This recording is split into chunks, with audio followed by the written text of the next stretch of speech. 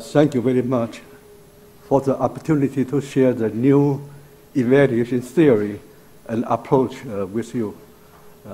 I wish I were able to speak French, but I only speak English. So feel free to ask a question, okay? And we have translators all here.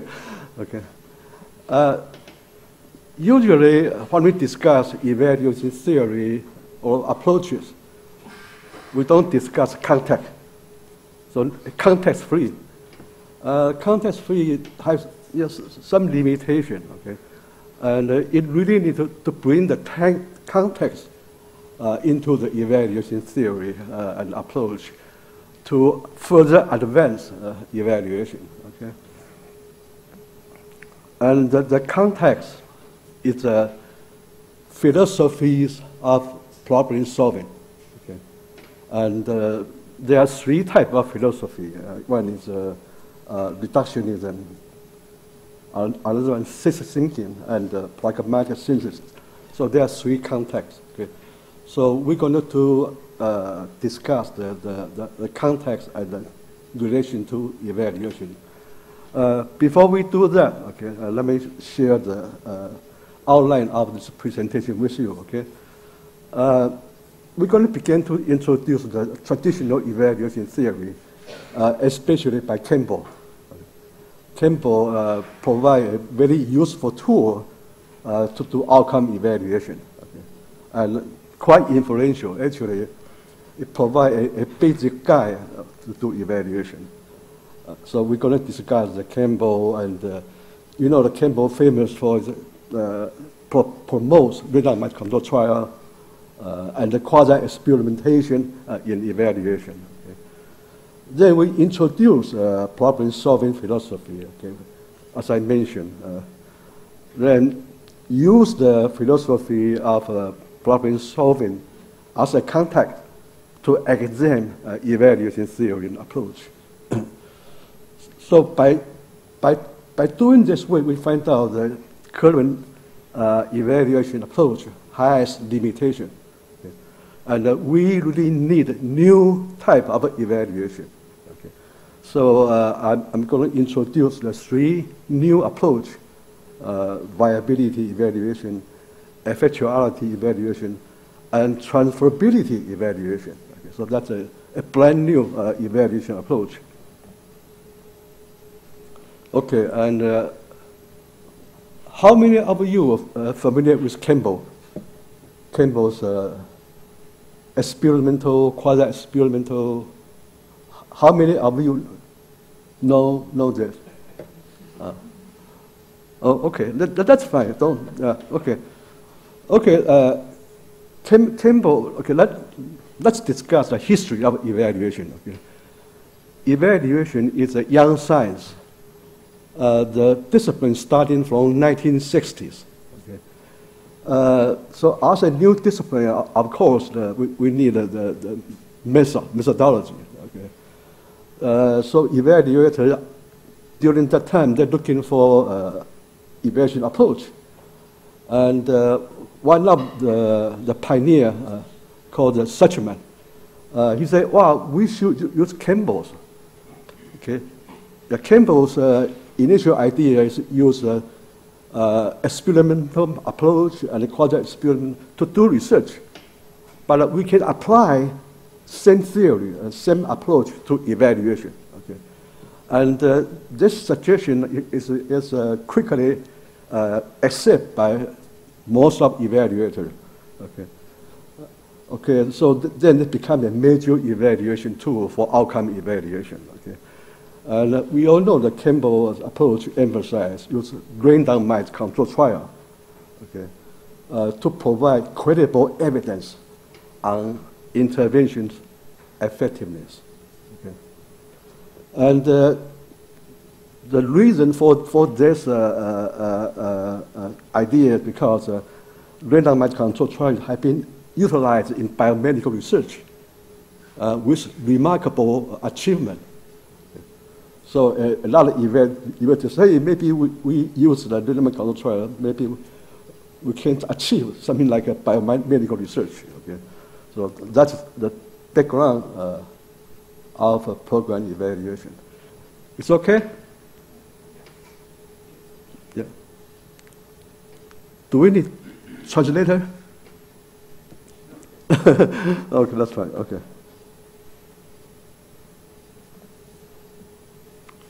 Okay, let me briefly introduce the Campbell's theory. Okay, Campbell said when you do research or do evaluation, it's very important to provide credible evidence to assess whether a program is effective or not effective. Okay, so in order to provide credible evidence, evaluation must rule out threat to internal validity.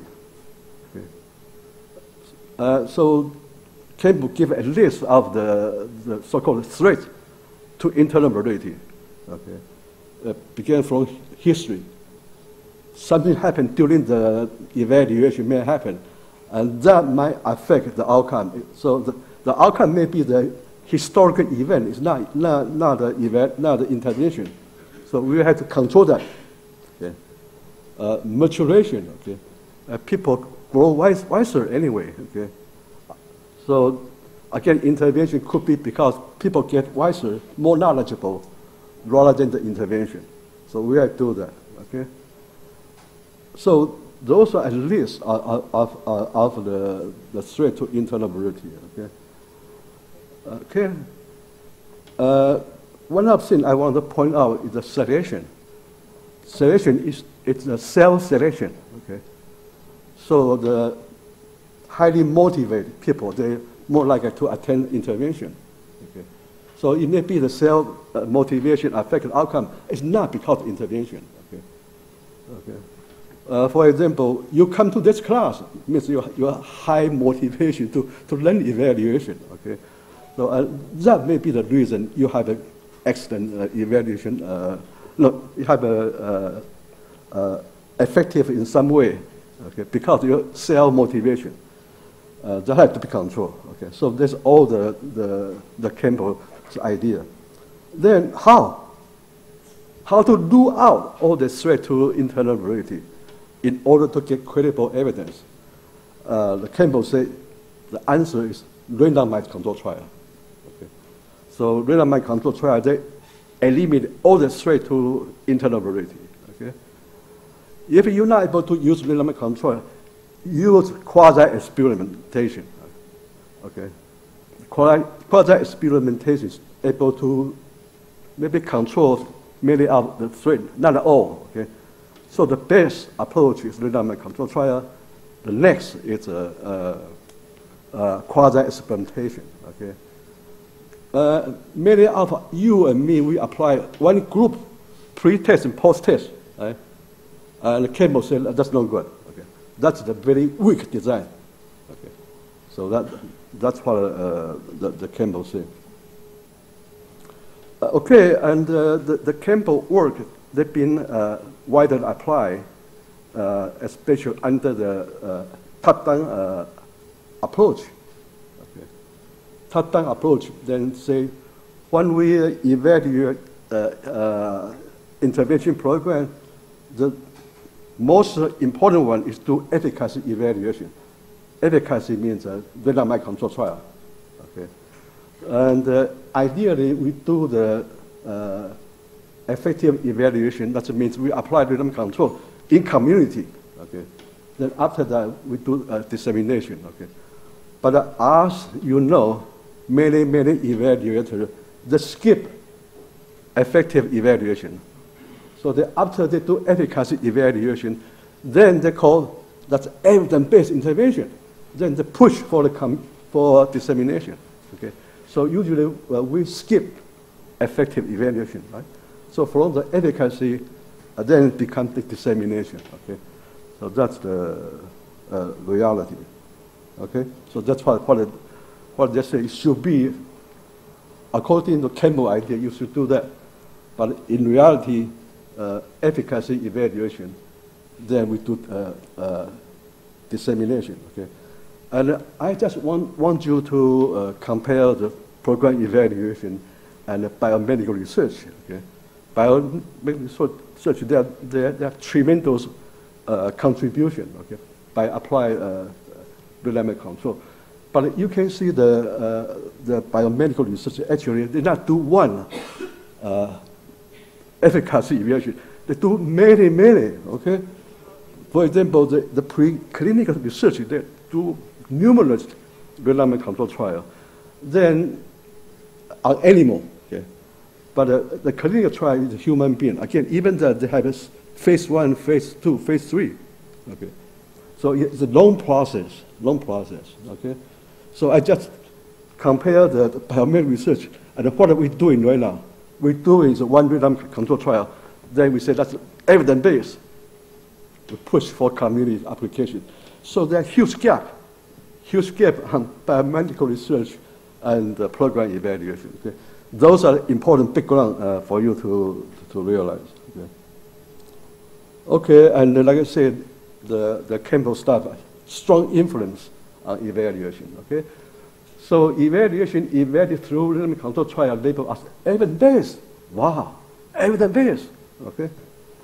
And a lot of funding agencies in the United States, they usually require to do rhythm control trial. I don't know about France. France, same thing? Yes. Yeah, okay. Then, okay, so that influence a lot of resources allocation. Okay, that means you want to apply grant, you have to propose to do rhythm control trial. Okay, and also the publication. Okay, if your evaluation uses rhythm control trial, it's more likely to be accepted by the journal. Okay, and funding agency also encourage community-based organization to apply evidence-based intervention. So there are tremendous influence on evaluation and resources allocation. Okay. There's a long heat debate among evaluators on use of random control trial. Okay, and there are a group of evaluators that don't like the idea. Okay? So they emphasize, well, the internal validity should not be top priority. Okay. And they say that random control trial is not suitable for intervention program. Okay, so they argue that. And they propose qualitative. Okay, so they debate random control almost every year. Here debate. But the debate actually make a little change on the status quo. So the same, still the same, situation the same. Okay, but I just let you know that some evaluators disagree on those situations. Okay. Well, so we have this dilemma right now. Okay, we have debate. On the one hand, they propose a random control trial. They debate. Okay, but we need a solution. We need to address this issue. Okay, because without address this issue, evaluation is not able to move forward. So the issue how to reconcile the difference between the two camps, okay? And one possible solution, that's my idea, let's consider context, okay? So maybe under some context, it's okay to apply random control trial. Under some context, no. So why don't we bring the context into the discussion? So that's the purpose of this presentation. We bring in context to examine evaluation approach and theory. Okay. And the context I'm going to discuss is called problem-solving philosophy. Okay. Okay, and we all understand there are three philosophies discussed how to solve a problem. Okay. Reductionism, that's a very popular one. Okay. Then the new one is the system thinking, okay, and the pragmatic synthesis. Okay. So we're going to use these three philosophies to examine evaluation theory. Okay, reductionism. Okay, they say, well, a system very complicated. We know that system have many elements. Okay. However, okay, it is possible to break down into a simpler fundamental component. Okay.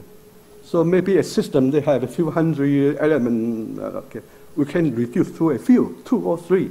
Okay, basic element. Then we concentrate that. Okay, then we're able to solve the problem. Okay, so that's a very important, very influential philosophy thinking. Okay, okay. According to reductionism, the principle, then the best evaluation approach, random control trial. Okay, a system very complicated, so you have 2, 3 fundamental elements. Then you can do random control trial. Concentrate on the 2, 3 elements. Okay, then you provide a solution of the problem. So this, I say, is quite influential. And biomedical research applies this and remarkable success. So this is a very influential problem-solving philosophy. Okay, just give you some example of how to apply that. Okay, so teenager pregnancy. This is a big problem, especially in the United States. Might be also in France. Okay, so the many schools, many communities that propose the sex education. Okay, in order let's see the sex education as a solution. Okay, as the most important element, sex education. The education again, they educate teenagers about the human body, reproduction, contraception. They concentrate on this one. Okay, so that's one example of the application. Okay, and if you do that, of course, the best approach to evaluate is a randomized control trial. You want to make sure that a few components, whether they're effective or not. Okay, so this provide a foundation to do a randomized control trial. Okay. Another example I'm going to show you is interesting, and there also may be point out some limitation on reductionism. Okay, Petrified Forest National Park. This is in Arizona, in the United States. It's a very popular tourist area. Okay, many people visit that park. Okay, well, the manager of the park, they find out a problem. Okay, and they find out the theft. That's the tourists. They pick a piece of a petrified field, put in the pocket. Okay, so a lot of people do that. Okay, so they lost a lot the petrified wood. Okay, okay. So the manager come up with an idea. Why? They say the reason because the tourists they lack awareness of the consequence of theft. That's why many people do it. Okay, so that's the cause. Okay, so they propose a awareness campaign. Okay, so they put a lot of posters throughout the park. Okay, and the posters say your heritage is being vandalized every day by theft, losses of petrified wood, and you lost about 14 tons a year. Mostly by small pieces at a time. Okay, so it's an awareness campaign. Sounds a good idea, and this is based upon reductionism. Okay, we reduce the problem into a single, most important factor, the awareness, okay, to deal with that problem. Okay, and but guess what? After they put all the sign everywhere. Okay, they find out actually the theft increase. They expect to reduce, but it shoot up. And so why this intervention have a negative impact? Okay, not only they not reduce, they increase a lot. Okay, okay, and news reporter they pick up the story. They begin to interview the tourists. What's going on? What's going on? And they find out very interesting information. Many tourists say, according to the sign, means everybody do it. Everybody do it. It's okay to do it. If I now take a piece right now, they all gone. So I better take a piece, okay? So human beings are reactive, okay? So they're not according to the plan. So they feel it's okay, it's no, everybody do it, okay? So I also do it too, okay? So so in other words, this program based upon reductionism is not working, okay? Just to let you know there are some limitations. They only focus one or two factors. That could be a problem. It's okay now. Feel free to stop me, okay? Like I say, I'm not able to speak French, so okay. Anyway, yeah. Okay, and another important philosophical problem-solving approach they call the system thinking. Okay, system thinking say, well, a system very complicated. There are many parts, many parts. Okay, and they all interact each other. Okay, so it makes no sense. You only concentrate on one or two components. Okay, you have to study the entire system rather than just one or two or few elements. And they say the whole is more than the sum of the part. Okay. So actually, the system thinking make an important contribution, point out the problem of reductionism. Okay. So, okay. And then how to do evaluation. Okay. Okay.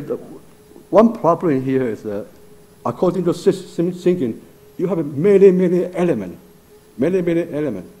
and create a burden for the program developer. How to develop a program? Okay. For example, there are a program that they try to deal with obesity. Okay. And so the researcher they identify 108 components. Okay. And that component they interact together. So they have 300 more connections. Okay. So, but the issue here is then how are we going to do evaluation? If you have like a 108 variable and a 300 connective connection among them, how are we going to do evaluation? Maybe too complex, maybe too difficult to deal with. Okay. So that's the problem. Okay, we need a middle ground. Middle ground is between the reductionism and the system thinking. Okay, that's actually the stakeholder. The stakeholder they propose another way to do to solve the problem, and I call this is a pragmatic synthesis. Okay. Yeah, so they understand we need to contextualize intervention in the community, okay. But because the resources limitation, okay, so they only identify maybe several, okay, contextual factors for consideration, okay, and that's why they call it pragmatic, based upon resources, based upon the available knowledge. So we identify a set of a component that are important. Okay, so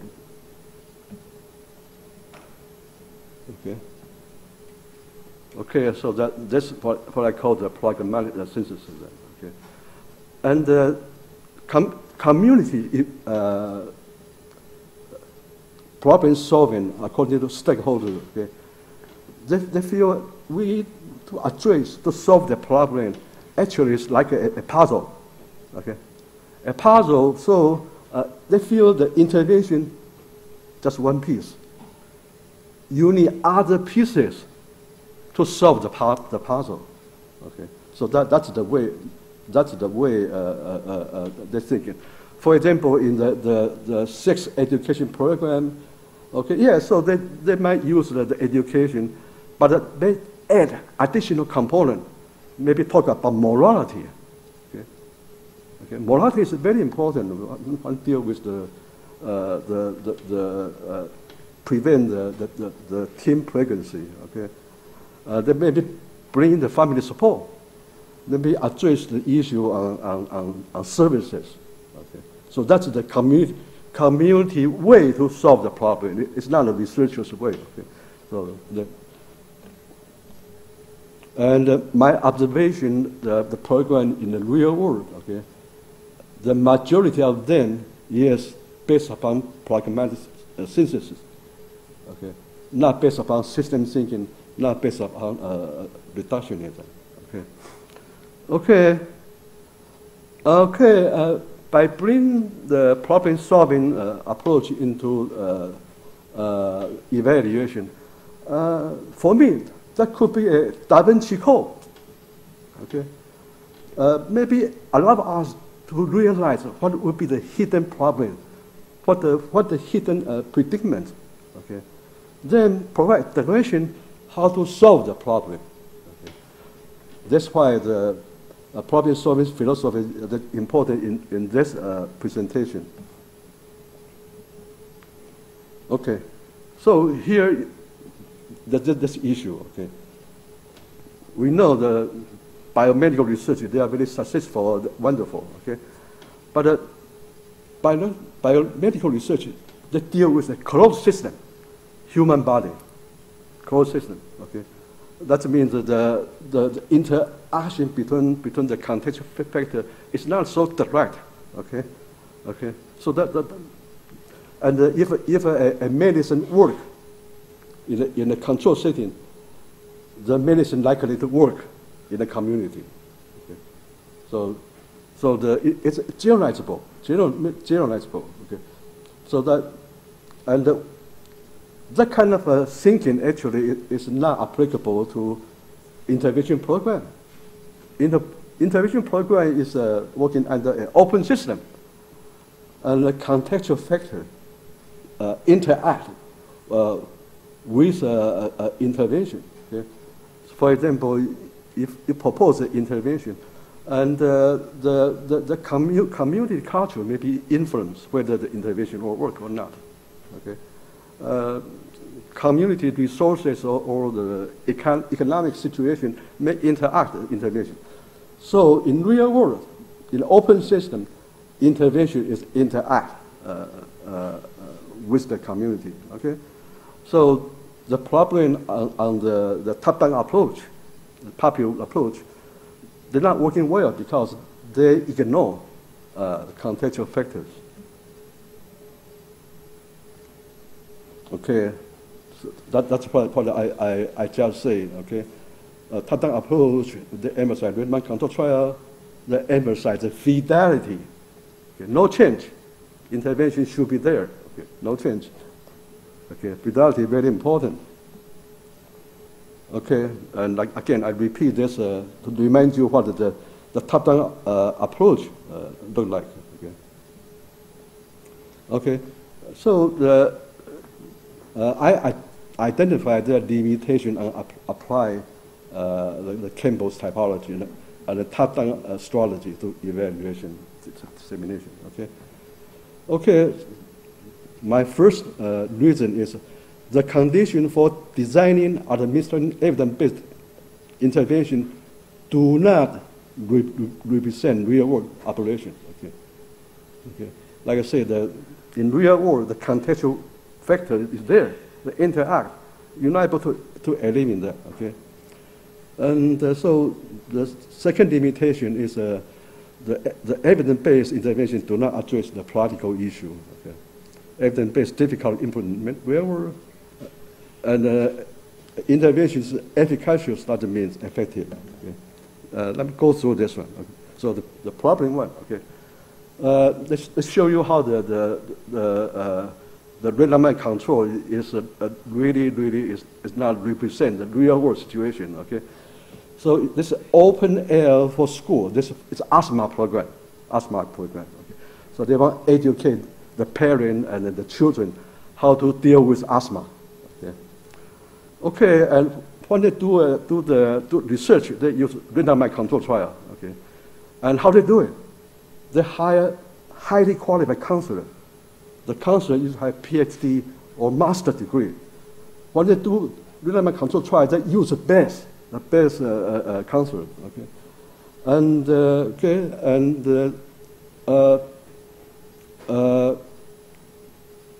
besides that, when they do rhythm control trial, they provide incentive. They provide child care or provide money for the participant. That's quite typical in rhythm control trial. And during the counselor session, they provide food.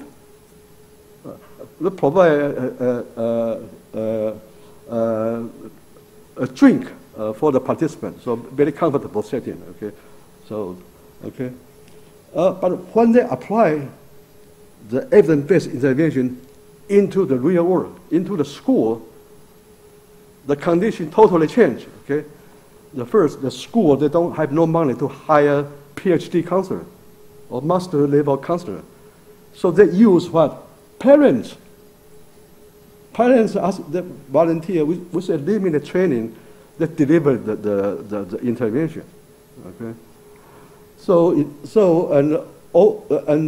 like I said, they're not able to provide money. They provide refreshment. Nothing there. Okay, so you can see the real world situation and the rhythm control setting drastically different. Okay, so that's why the efficacious intervention not working in real world, because all the control condition is not there. Okay. So that's the problem, the application, okay? Because the condition to do rhythm control trial is not resemble to the real world. Okay, and the second limitation, a lot of people, especially decision maker and practitioner, and they feel the rhythm control trial did not address the real world problem. Okay, how you do that in real world? Okay. Like I say, if no incentive, how are you going to recruit participants? Right? When you do rhythm control trial, you provide money. Hey, you come do intervention, I give you $100 US. Okay, so that incentive there. But real world, there's no such thing. Okay, so again, so there are a lot of political issues they're not addressed in the rhythm control trial. Okay. But again, the top-down strategy don't care. Okay, they don't care about those teeny, tiny issues.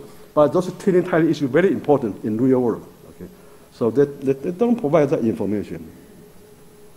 Okay, and another thing here is even the intervention per se is difficult to replicate in real world. Okay, again, for the national collaborative inner city asthma program, they use rhythm control trial to serve. Okay. So like I said, in this they provide money, provide self-care, okay, provide highly committed counselor. They're able to frequently contact with the client, okay, with the parents, okay, and the inner city asthma intervention is to implement the intervention in real world, okay. So there no money, no child care as incentive. And they use a typical counselor and regular hour, and they find out very difficult to contact those families. The inner city family, the parents have 2 jobs, 3 jobs. So they're very busy, very difficult to contact them. So maybe occasionally they're able to talk to them during Saturday or Sunday. Okay, they're not able to do it regular day. Also in evening. Okay, so the condition really quite different from the randomized control trial. Okay. So in this study, only 25% of the children they complete the entire intervention. You see how difficult to do the to use the randomized control trials intervention, evidence-based intervention in the real world. Okay. Okay, and also efficacy evaluation they do not guarantee. The program will be effective. There are some examples that find out, yeah, they're effective in the real world, but some don't. There's a mixed result. Okay, so we spend a lot of time discuss this. Why we do this? Okay, so this just to tell you, okay, the random mind control trial, it should be looked as one option. One option. But right now, that's the only thing we have. There are no alternative. Okay? So we are aware of the limitation, but that's only one theory, one approach. Okay? So there are no alternative. Okay? And the program, let's say, real mind control is not working well for the real world program. Okay? And so that's why we need alternative. Okay? Alternative. And the rest of the seminar, we're going to concentrate on pragmatic synthesis-based program, because the majority of intervention program in community is similar to pragmatic system-based program. Okay, so that will be the rest of the presentation. Okay, so like I say, this type of program, the underlying theory is a stakeholders view. The stakeholder view that intervention, evidence-based or not, is only one piece in a puzzle. You need other piece. That's the contextual factor that they're talking about. Okay. So, based upon those assumptions, okay, we need different evaluation theory. We need different evaluation approach. Okay. The traditional, the Campbell real mind control, that kind of thing. That doesn't fit. Doesn't fit for the pragmatic synthesis. We need alternative. Okay, those are again the additional information on the pragmatic synthesis. And okay, they talk about human beings are reactive. Okay, human beings they're not a sitting duck. No, they react. Yeah. Implemented, they have their way to understand the problem, provide solution.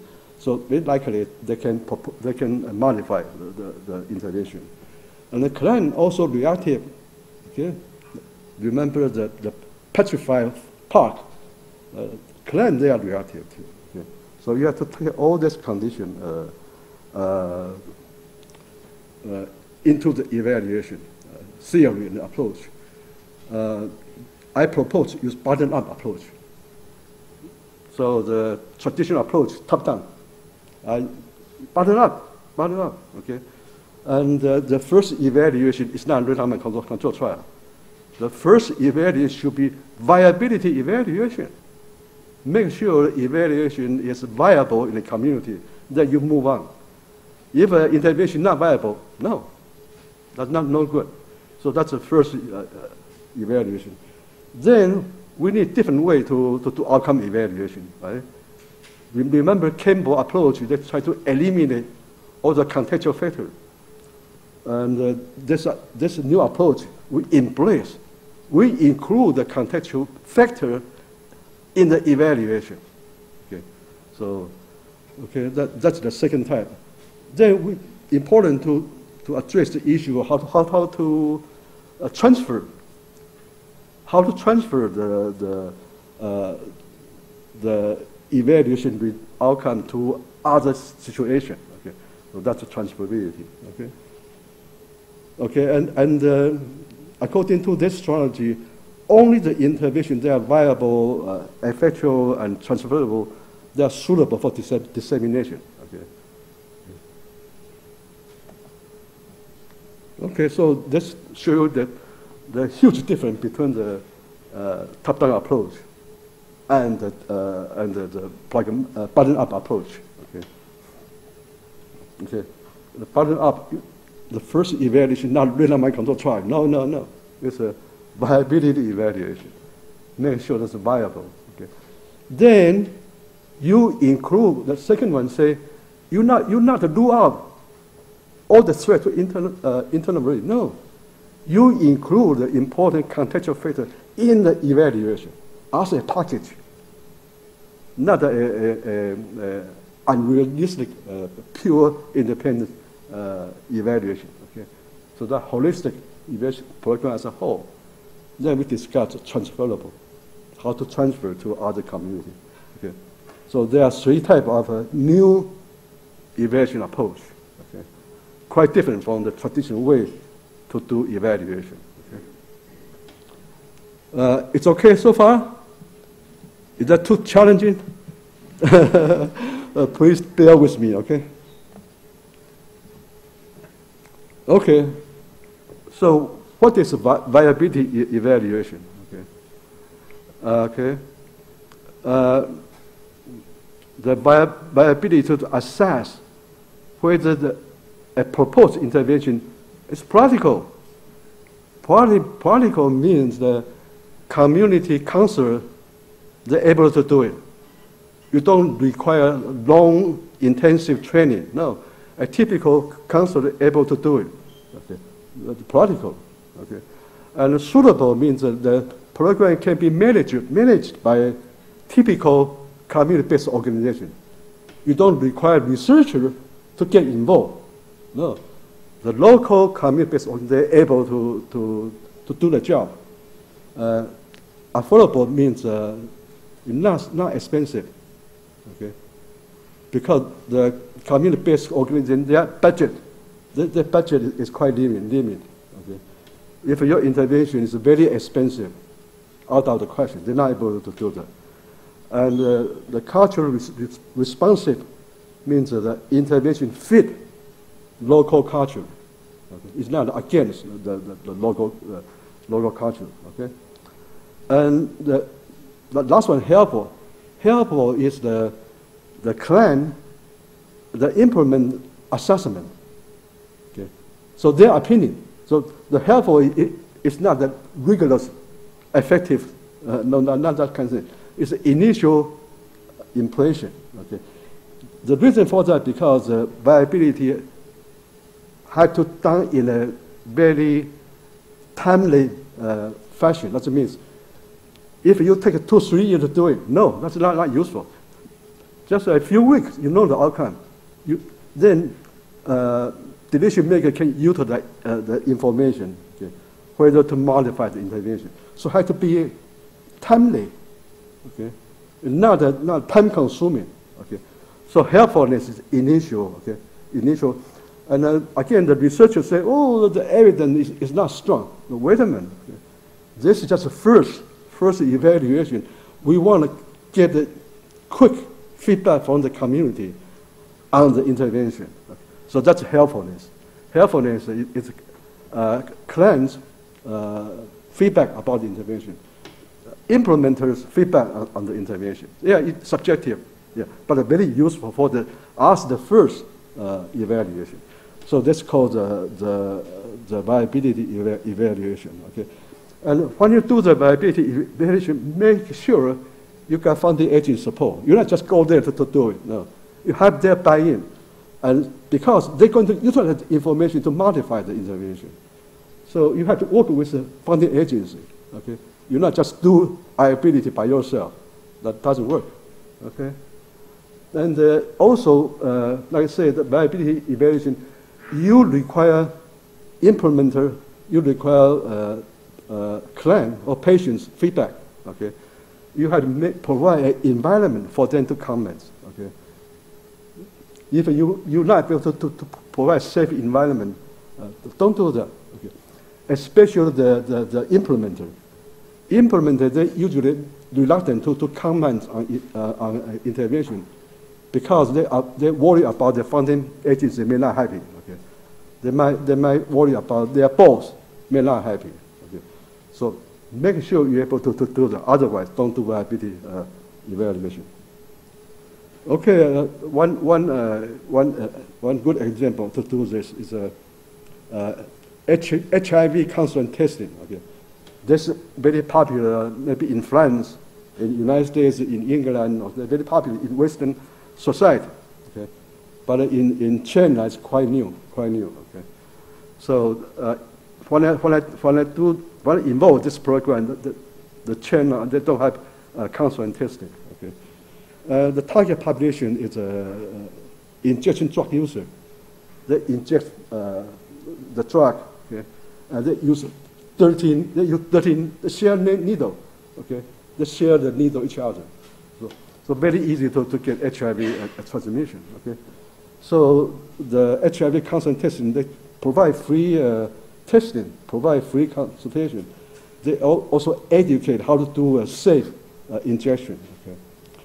Okay, and my colleague and I, we feel important to do a viability, okay? We not just say, oh, we have evidence-based intervention, and that's it. No, we do viability evaluation, okay? And we ask the counselor and the patient to feedback, okay? This is new in China.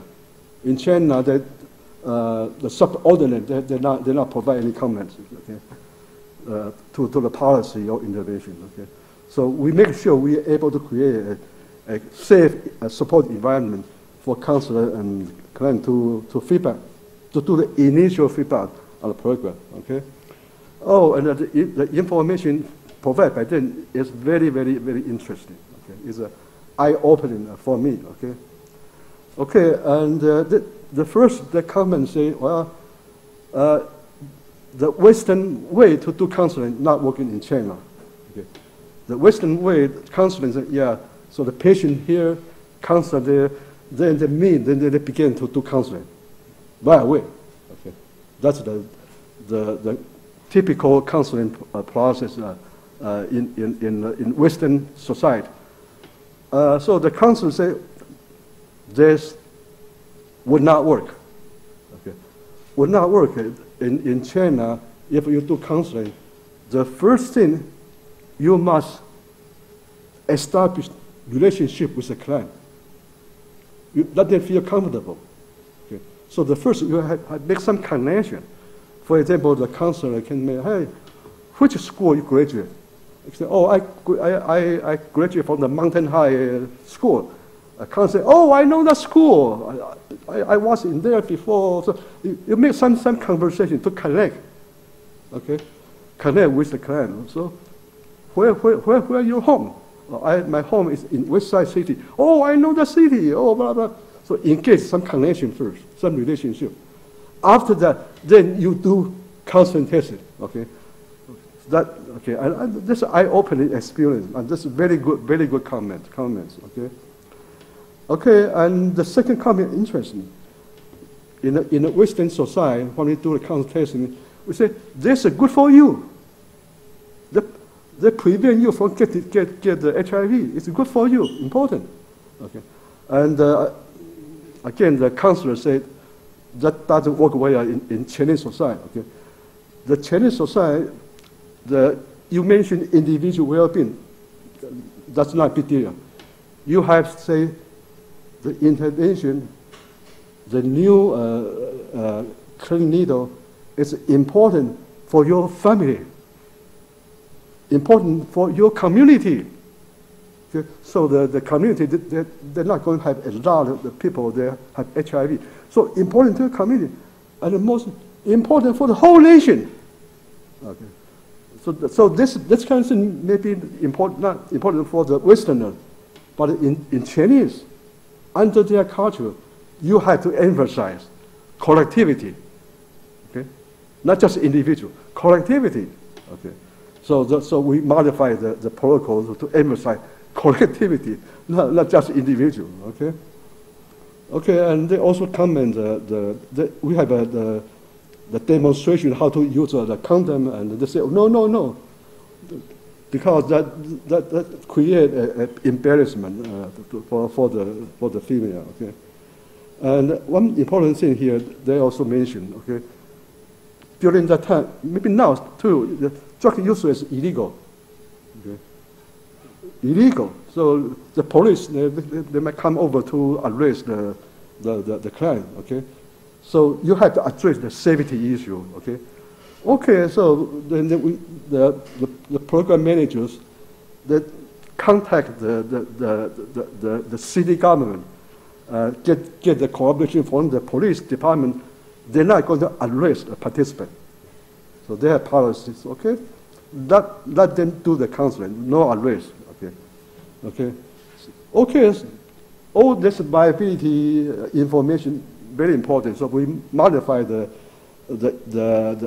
program, and then it worked very well. Okay, so you can see how important our viability. Without do this, the program don't be very artificial or fair. Okay. I also did a viability evaluation when I was in CDC. Okay. During that time, the CDC wanted to create a national database on HIV prevention. Okay. And it's challenging. National system. There are 65 health departments, few thousand community-based organizations, many organizations. Then you're going to provide a evaluation system that's very challenging. So that's why we do a viability evaluation. We invite community representative or state representative to comment on the proposal. Okay, and again, that feedback very useful. The first one is very interesting. Okay, so you have a national system. So they worry about CDC could use the new system to punish low performance. So, according to the data, your state not do very well, so we're not going to cut the funding. So they worry about that. Okay, okay, and they also worry about the requirement, the 2 million requirement. Okay, okay. Then we need to address that issue. Okay. So anyway, they provide very important feedback, and we use that information to revise the system. So the program worked very well because the viability evaluation. Okay. Again, I said the viability is not a traditional scientific evaluation, but very useful. Okay. And actually, if we have time, I hope we can discuss this issue. Okay. Right now, we push the community to do the evidence-based intervention, but usually the implementer, they try to modify. Okay. They modify the protocol. Okay. They feel the original protocol doesn't work, so they modify. Okay. Then that means the evidence-based intervention being modified. Okay. So the researchers, they don't like that idea. But right now, in a dilemma. Okay. On the one hand, funding agencies say no change. On the other hand, they modify. Okay. So the current situation, don't ask, don't tell. Okay. So anyway, if we have time, we discuss this issue, how this address the issue. Okay. So that's the first type of evaluation. Okay. The second type of evaluation, after we find out intervention is viable, then you move on to the holistic effectuality evaluation. Okay, so you want to evaluate whether the intervention work in real world. Okay, but the holistic effectual evaluation is different from Campbell's approach. Okay. Remember the Campbell approach, you say we need to rule out straight to internal related, right? We rule out the contextual factor, okay? And the holistic effectual evaluation has different idea. We should combine the intervention and the contextual factor together as a whole. We're not artificial separate out. That's not realistic in the community. In the community, intervention packaged with contextual factors. So we need to evaluate the intervention and the contextual factors as a whole, rather than separate them. Okay. Okay. So remember, we're talking about all this. Campbell's approach, we have to do them all out to get a credible evidence. Okay, do you remember that, right? In here we say, I train under Campbell's approach. Okay, so I understand. Yeah, initially I truly like the approach. Okay, well, there one thing I totally changed my mind. is I attend a Zumba weight loss program. You know Zumba, right? 1 hour exercise. Okay, they have Latin music, all kind of exciting music. Okay, and I was overweight. Okay, so I enrolled in this program. Okay, that's the first time I've been a client. I am evaluated for many years, but I never been a client. So this actually gave me a fresh idea of what is the client's view on intervention. Okay. Anyway, so the Zumba class, there's 3 times in a week. Okay. Okay, and there are about 70 participants in the Zumba class. Okay, there are 3 male. In the first class, there are 3 female, and I am one of them. Okay, and the instructor, after the class, the instructor chat with us, 3 male, and she asked a very interesting question. She said, "Why did you come to the class? Because your wife asked you to do it, or you want to do it?" And my two male partners, I said, "My wife pushed me to do this. I hate it." Okay, I'm the only one say, "Well, that's my idea. I want to do it." Okay, so after they left, and I asked the instructor, "Why you ask that question? Why you ask that question?" And she said, "They're going to quit. They're going to quit." And she was right. They quit. They're never coming back. That means the intervention program requires motivation, requires self-motivation. Okay? That means if I have no motivation, I quit too. So only those motivated people that remain in the class. Okay? So remember Campbell said that. Campbell said self-motivation is a threat. No good. You have to do that out. That's good for research. But in real world, self-motivation is the only way to stay in. Okay? So the motivation is part of the intervention. You should not do that out. You do that out, then this is research. It is not real work, real program. Okay? So real program, self-selection is part of the program. Don't do them out if you want to do real world evaluation. Wow, that's really eye-opening experience to me. And I also find out the instructor, they use a different way to motivate a participant. Okay, for example, they can ask volunteers, "Come here to do your demonstrate your Zumba step," and the participant like that. Okay, so they use a lot of ways to motivate, and then that's not what we think about the Zumba. Okay, researchers think of the Zumba, just do this. No, more than that. The contextual factor is very important. And okay, not only the instructor very challenging, they have to deal with the attrition. I also need to deal with that.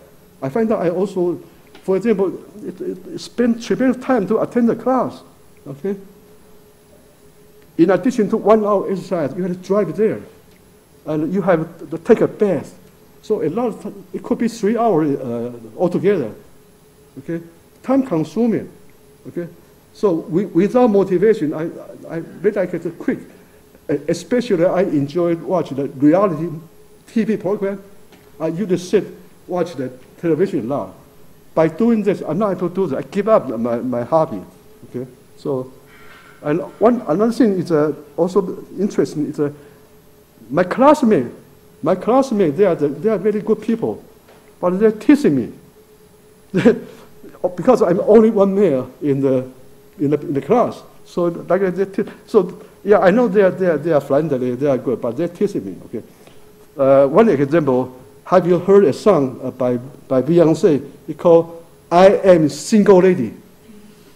I am single lady. Have you heard that? I'm single lady. Okay. Okay, that's a very popular song used in Zumba class. Okay, but however, every time the instructor play "I'm a Single Lady," my classmates they stop, they watch me. They want to see how I do. I'm a single lady. But anyway, I could quit. Okay, Jesus, they're teaching me. I could, but the reason I stay again, self-motivation. Okay, my commitment, and I support from my colleague. My colleague said, "Hey, Huey, you look younger." What? I'm an old man. I'm looking younger. I better work harder. Okay, the support very important. So anyway, the Zumba class is more than Zumba. That's what I'm saying. Okay. Okay. That's why we need new way to do outcome evaluation. Okay. We need a new concept called adjuvanant. Okay. Adjuvanant is the factor enable intervention to work in real world. So instructors use that a lot. Okay. So there are a lot of adjuvant.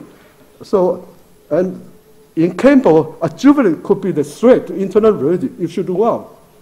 I say, no, don't do well. This should be in. That's part of the program. Why you artificially do that out? Okay. So, and there's also an example on adjuvant. Okay.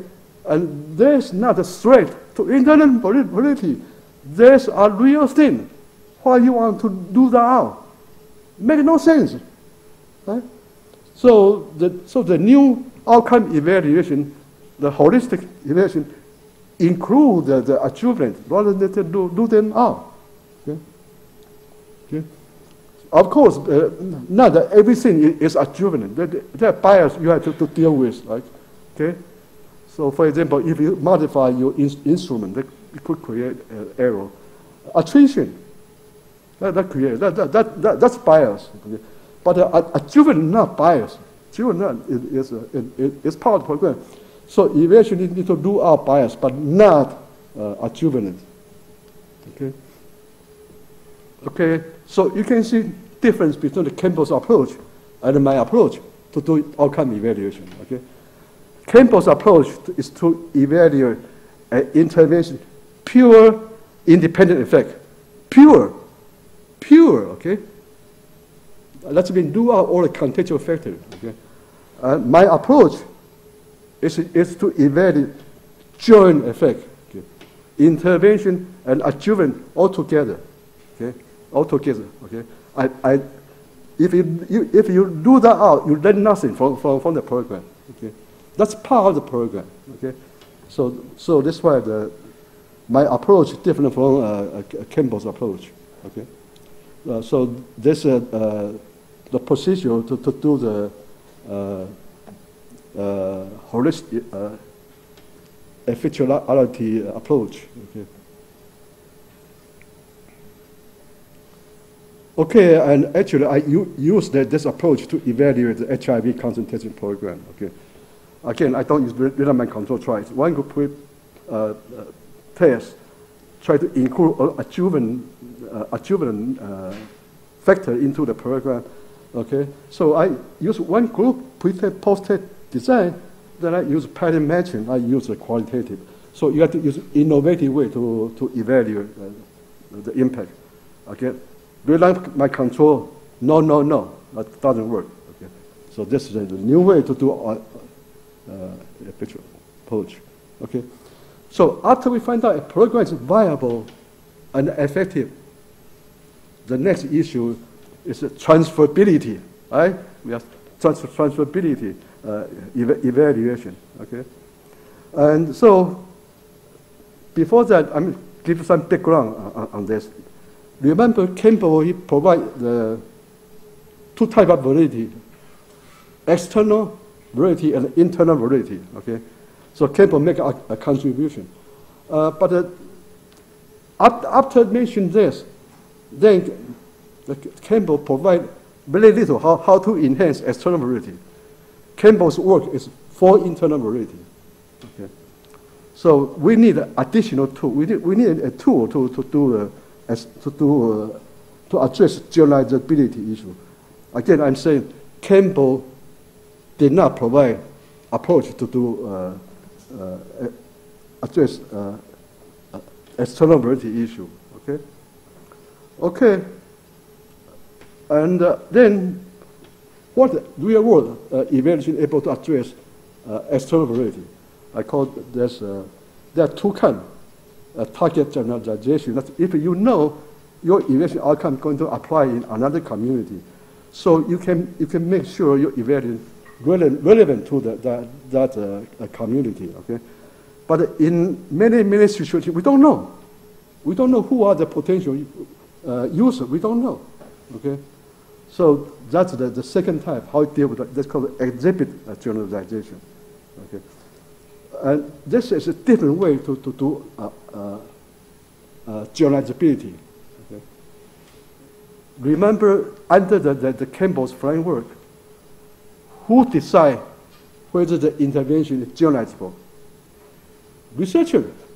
Researchers decide that.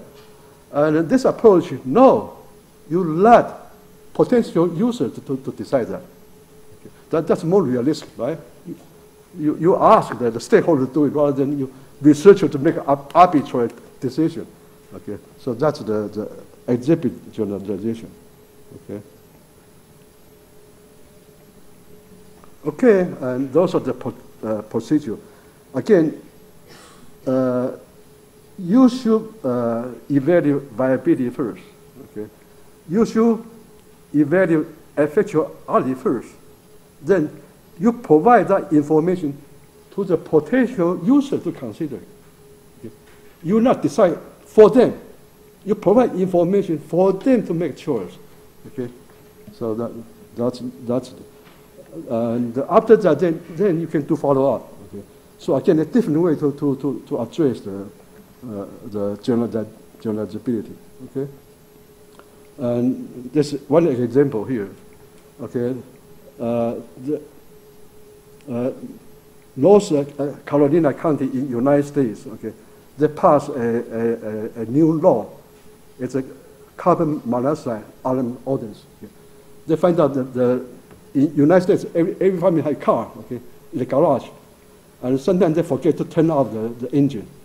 So they allow a lot of carbon monoxide to go into the room, so people get sick or even die. Okay. That's why I have this carbon monoxide ordinance. Okay, after they have this law, many counties in the United States, they ask information. They call this North Carolina County, say, how did you do that? They want to learn from them. How to do that? Okay, and I was in CDC. The issue here, how you going to do the transferability evaluation? How you address external validity issue? How you do that? Okay, so I do a evaluation how to address this issue. Okay, so again, I start from viability evaluation. I interview with key stakeholders on the new ordinance. Okay, and to make sure whether the intervention is viable, suitable, affordable, culturally responsive, and helpful. And they say yes. All the participants told me this ordinance is viable. Okay. The first is practical because the health department, this is their job. They're able to do this naturally, quite fit for their job. The suitable, again, the organization in the county, they have the mission and they have experience to do this. So it's a practical, suitable, culturally responsive. Yeah, the ordinance that can help all the audience. Okay, nothing wrong with that. Everybody welcome this kind of thing. Affordable. The alarm is very cheap, right? US about like $5 US. Okay, so it's available. Okay, and all the partners they feel the ordinance is very helpful. Okay. Then the issue here is that's the main purpose of generalizability. How you address the oh no, wait a minute. Then we also do the outcome evaluation. So we do outcome evaluation, we find out, yes, the Odin actually increase the CO ownership, decrease CO poison case. So we do outcome evaluation. Yes, this is effective. Okay. After that, we do the transferability evaluation. Okay. Again, here is I'm an evaluator. I'm not decider. I give the information for the potential user. Okay. And the background of this new law. Okay. So the information we give them information how to develop that and how to promote wellness. Okay. And all this information we collect, then we give to the potential other county for them to make decision. We not make decision for them to make decision.